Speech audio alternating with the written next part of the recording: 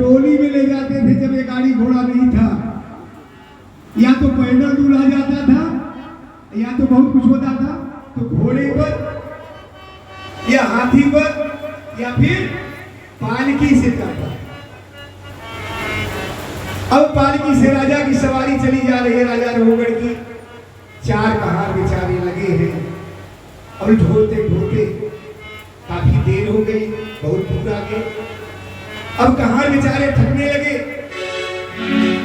उन्होंने आपस में बातचीत की कि भाई कोई एक कहार और मिल जाता तो बारी बारी से सब अपना कंधा बदल लेते और रास्ते हम चलते रहते।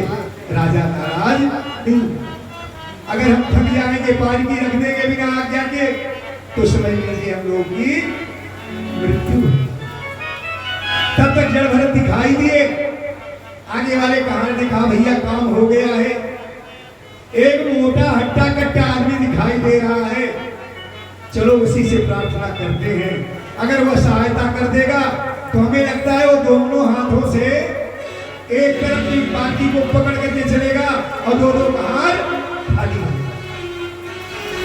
बारी बारी से ही सब आराम भी कर लेंगे और राजा की यात्रा भी पूरी हो जाएगी। अब जड़ भरत को पानी पकड़ा दी गई, उन्होंने पकड़ लिया।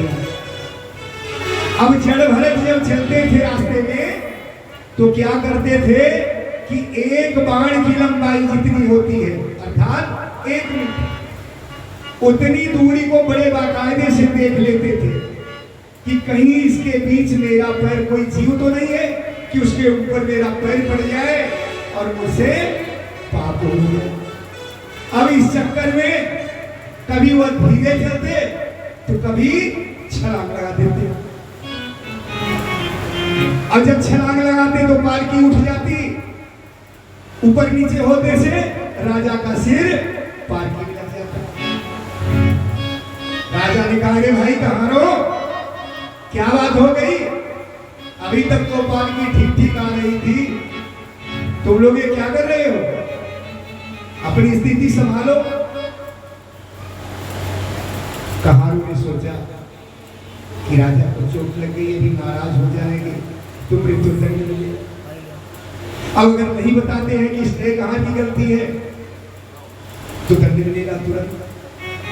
बोले कि राजन हम लोगों की कोई गलती नहीं है, अभी हम लोग जब थक गए थे और जो नया कहार पकड़ा है वो गलती कर रहा है। राजा ने कहा हाँ भैया, लगता है आप तो शरीर से मोटे ताजे नहीं हैं, दुबले पतले हैं, आप में शक्ति नहीं है, थोड़ा संभाल के चलो।